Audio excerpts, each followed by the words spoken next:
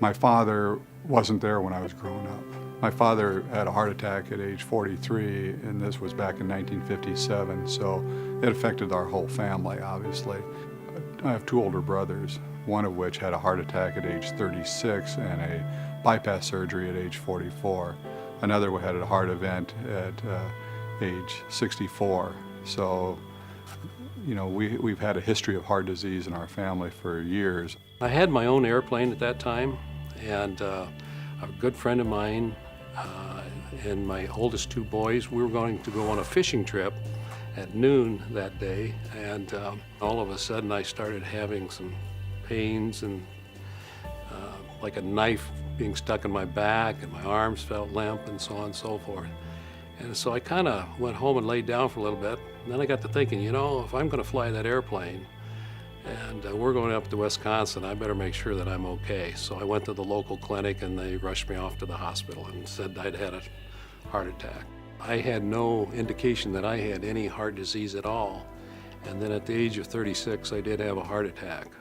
And 8 years later, I had heart bypass. So I had an early introduction into it, and then, you know, that changed a lot of things for me. And exercise, for many, many years, I've walked 2 and 3 miles a day. I was a big meat eater, and after the bypass surgery in 1989, I haven't had a steak since. He really started taking much better care of himself, and I think it's a great story on what he did to change his lifestyle. You know, that was 30 plus years ago when that happened. With Bill, it was really quite a shock, because, you know, he had run marathons. He was an avid runner. He exercised quite a bit. It's certainly set your pace in life as far as, you know, the heredity, which none of us could do anything about.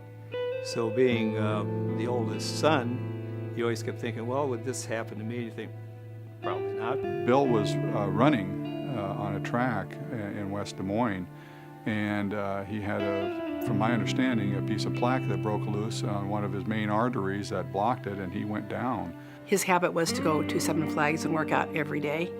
And it was right around, I'd say 5 o'clock or so, 5:30. We were on the telephone. I was going to play bridge that evening, and I said, I'll be home later. Of course, the scenarios here are that if I were home, how this all would have been different, or if he were home by himself. The Holy Spirit sent him right to Seven Flags. He went in there and did his workout. And I was doing things at home, and all of a sudden I looked, and I was very late to play bridge. Got in the car. It was a rainy evening. They stop all the traffic on 100th Street because an ambulance is coming out of Seven Flags. I thought, oh great, this is just what I need. Finally, the ambulance goes by, and I am at my destination, and I get a call from my friend, Father Hess, who says, something's happened to Bill, and I have to come and get you. And I, of course, went on about, please tell me what happened. Bill came to the lab. He was intubated, but I could tell that there was probably good hope, because he was starting to get a little naughty and pull on tubes and start to protest, at least physically, a little bit. So I knew he was probably going to be fine. I've never been in the hospital, which I had not. At that point, I'd never been in the hospital, and I was 60-some years old. I really would like to know how many people were involved in this.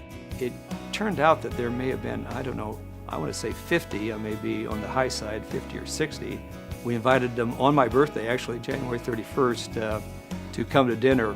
And these were people that actually were involved in saving my life. The most important thing that got done to Bill was immediate CPR. The bystanders just did a perfect job recognizing what they had, doing CPR until the paramedics could come and defibrillate him. There were people around him who knew what to do, and I think that that's very important. You know, performing CPR and stabilizing him, getting him back into the ambulance, and they got him to the hospital, and he survived it event, which a lot of people don't have that opportunity to do so.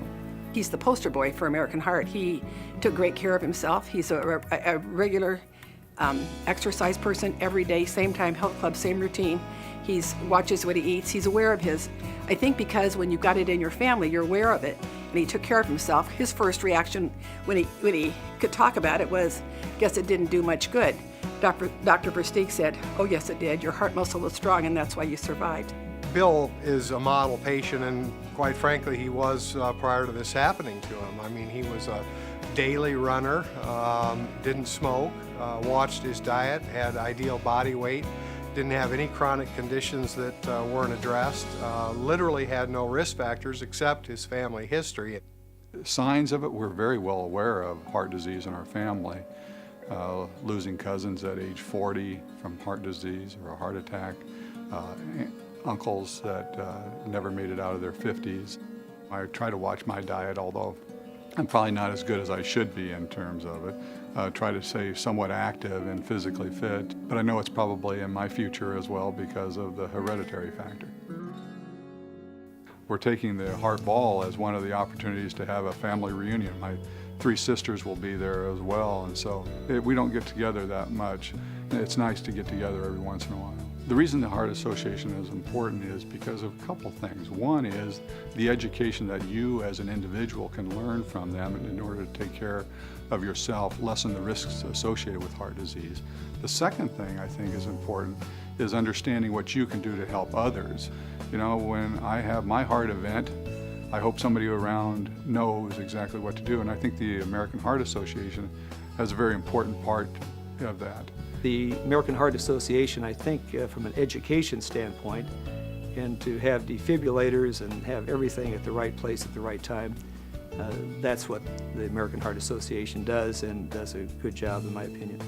I'm biased, obviously, because I've had the problems, but I think the American Heart Association does an awful lot in research and promoting good, healthy habits. And I think probably they've probably helped save my life. One of the things that I've told my children is that you're not going to be able to say I wasn't there when you were growing up. But you might be able to say, I wish he wasn't there. But because of the change in lifestyle, you know, I was there for my children, and that was real important for me.